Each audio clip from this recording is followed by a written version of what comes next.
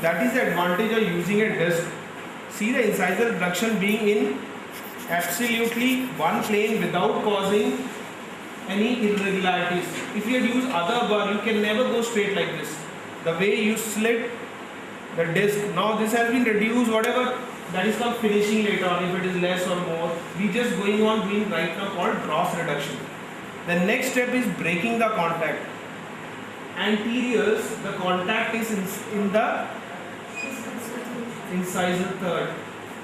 That is why you should know the contact which tooth has where. So that when you are breaking the contact, the difficulty encountered is easily understood. Now, if you have to break the contact here, when I am making the next burr, that is called contact breaking burr.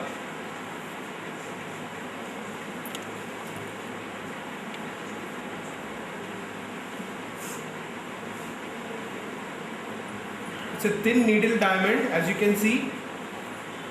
Okay, a thin needle diamond which is used in breaking the contact. Again, holding it with the finger here, long axis, do not tilt, long axis, you start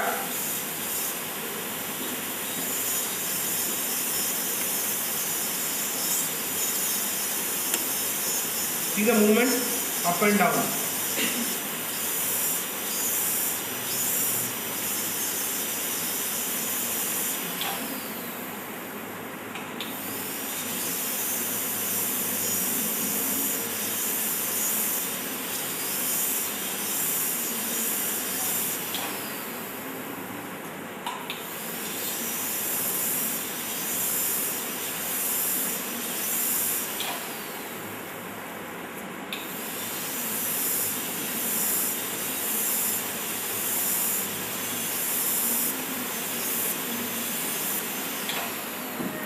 Do you see that unsupported lip of enamel?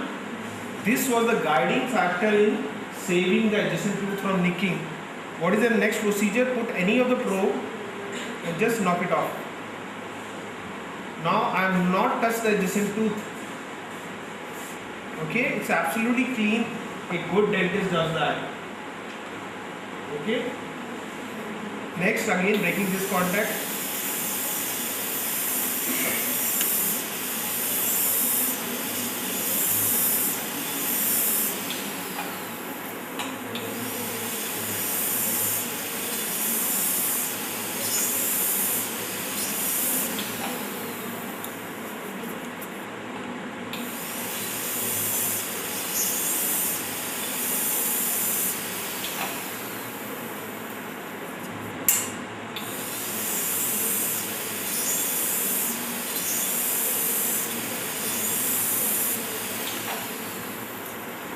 Okay, again you see the unsupported lip of enamel here, put it and just knock it off.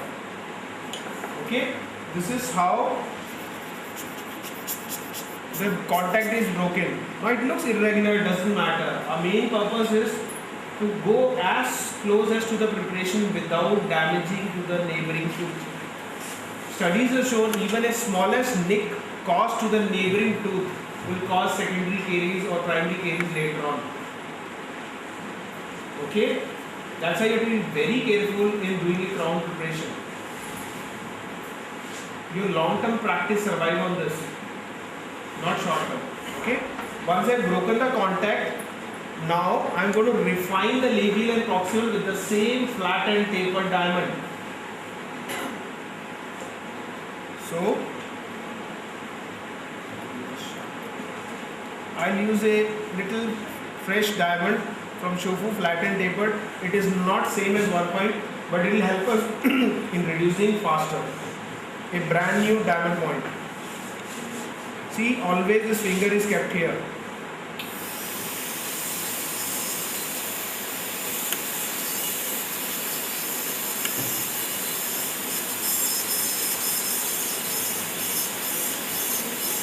See my movement?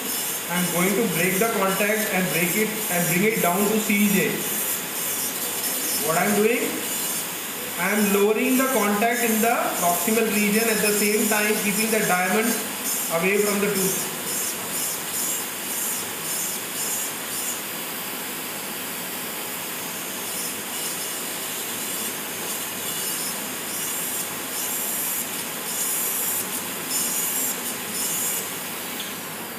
See, the contact point, the finish line is going down. It is very high. It is not to be kept.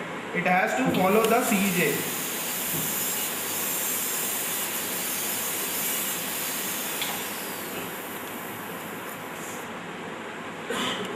Sometimes you can reverse the direction to prevent slipping of the diamond.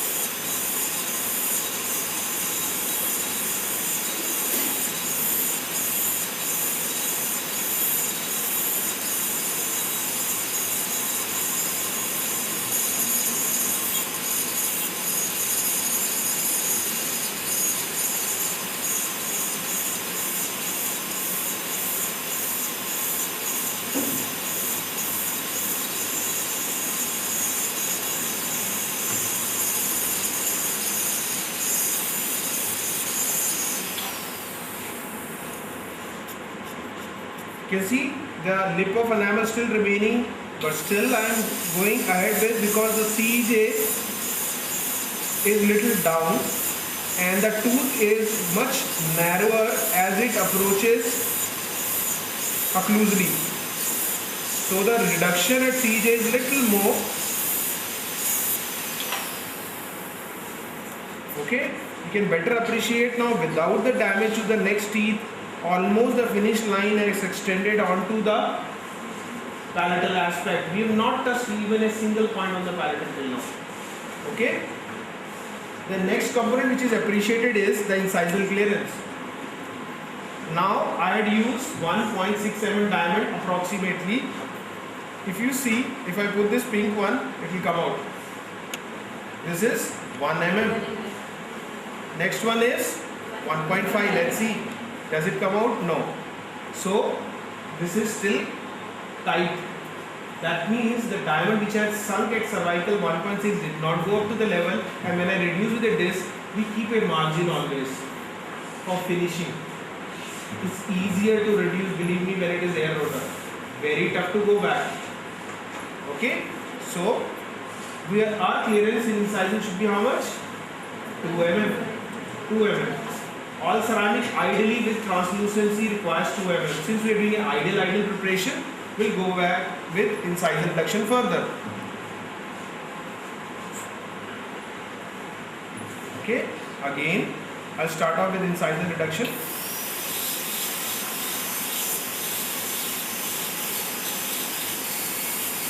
Now I'm changing the angle, see, palatally, to create incisal bevel and reduce it.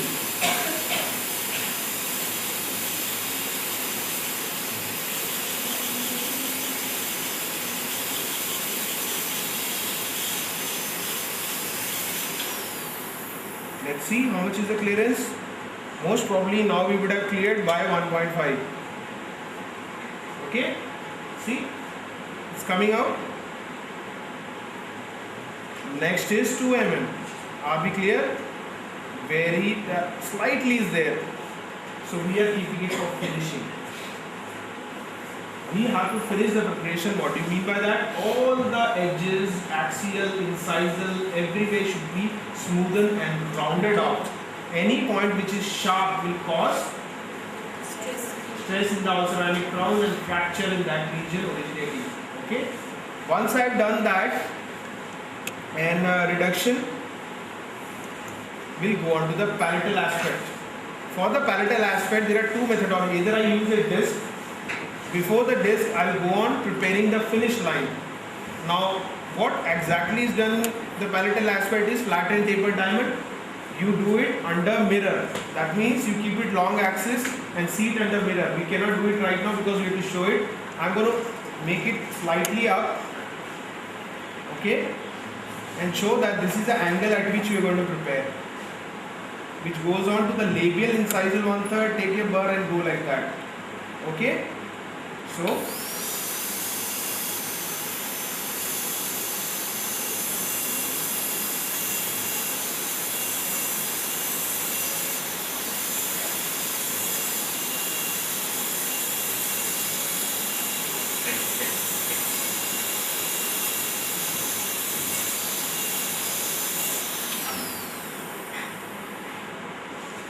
Okay, can you see it better this way?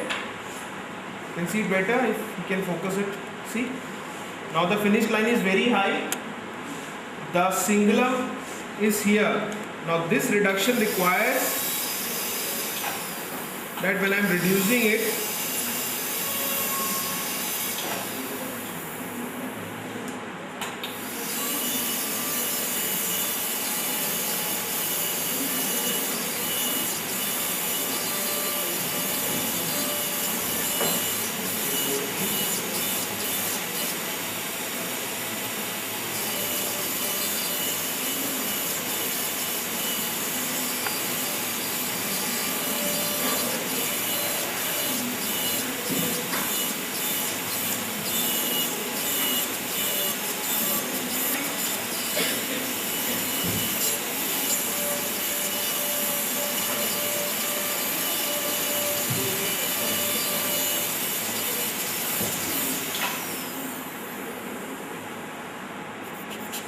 can better appreciate now how the shoulder has been prepared in the lingual region. Let's turn it. Let's show it at this angle. See? Now with this angle what I am showing, still not the shoulder is not visible at the all the finish line. What do you mean by that? At one eye closed, 12 inches apart, you should be able to see all the finish line. We are still not prepared. That means the crown preparation got undercut. The crown will not go in. It is going to be a problem when you push the crown and it might break during trying. Okay, so what do? You start again going back to the same preparation and bringing it, and that is what.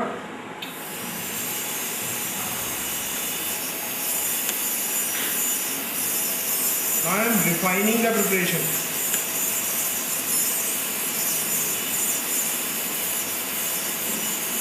You see the tooth will start looking very nice. The pressure is reduced quite a lot on the burr.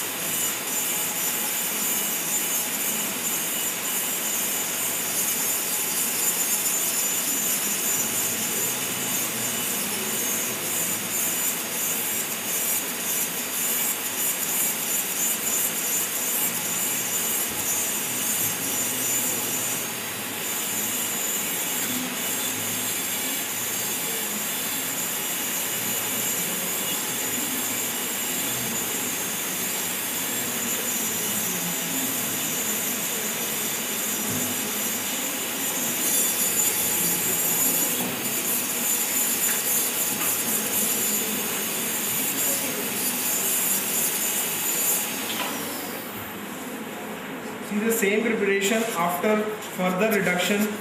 See, it started looking very clean. Okay. So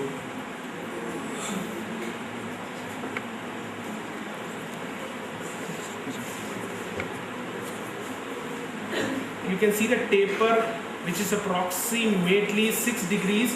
You cannot measure it, but you know that from the axial the finished line is better. Okay.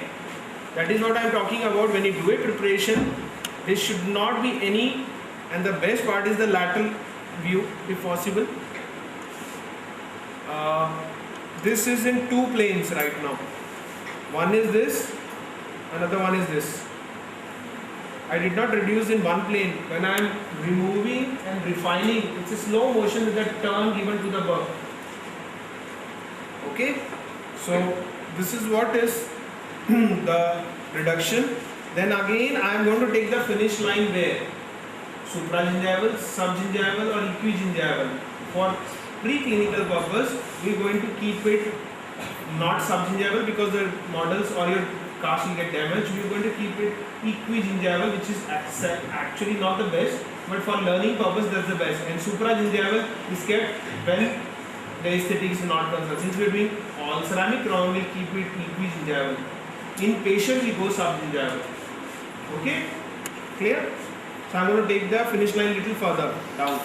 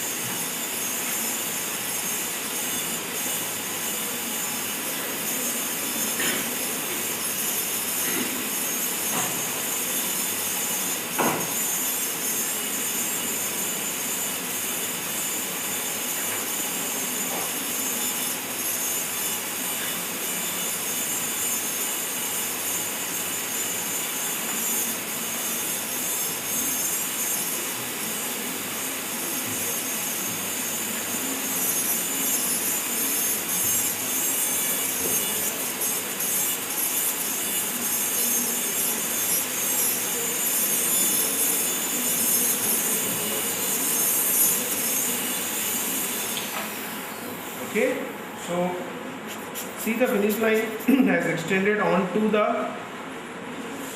to the closest as possible to the gingiva and not touch the gingiva. This is all the particles of the teeth. Now this is still very irregular, and I see that the incisor looks longer quite long, right? Before that, we'll go on to next, cingulum reduction. Right? Now how do you do the cingulum reduction? There are two methodologies. One, I said, use a disc. Okay? When you use the disc,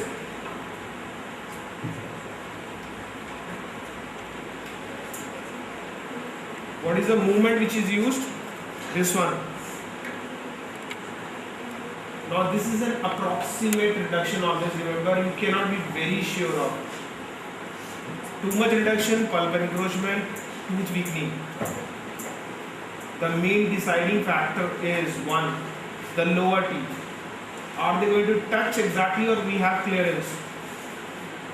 Do we want to reduce too much or give a system of all ceramic where 0.7 we can build it up? So this is like controversial topic. Book says 1 mm. You can always never get 1 mm in palatal clearance. So what we do, we generally clear off little bit. I'll show it at this direction, that will be better.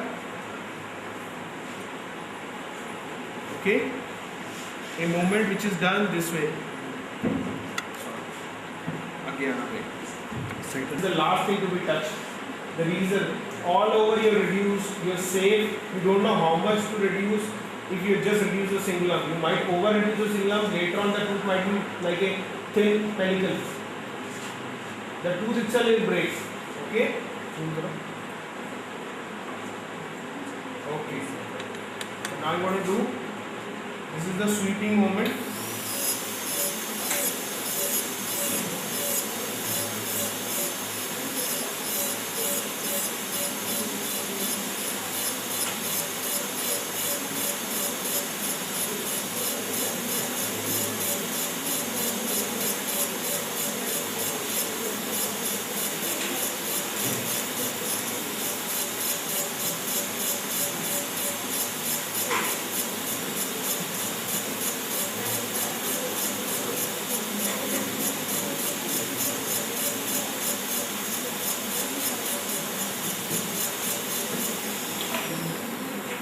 Okay, the reduction is almost done, but if you see, there is chances of grooves and depth in this disc.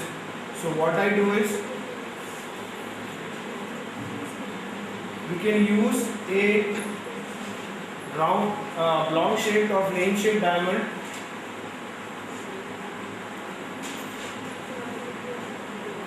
and start refining the preparation. With this bar, there is no chances there is irregularity in the cingulum region. See, it's very smooth and properly done. Now the refining of the cingulum at finish line. That is, we are going to prepare further the finish line, and that requires again using of the flattened tapered diamond what we have.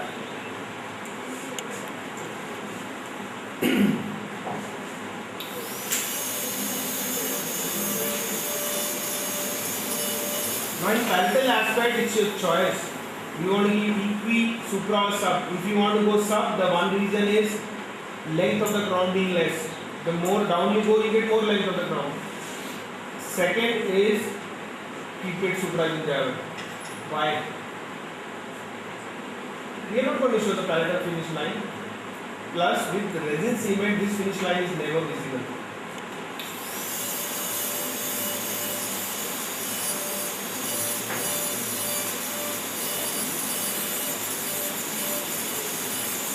See the angle of the burr? Continuously kept long axis.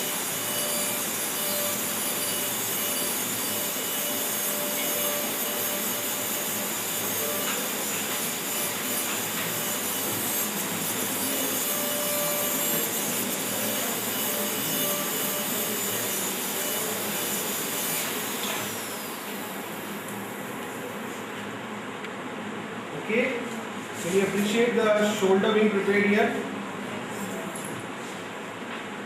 right? See, the shoulder preparation is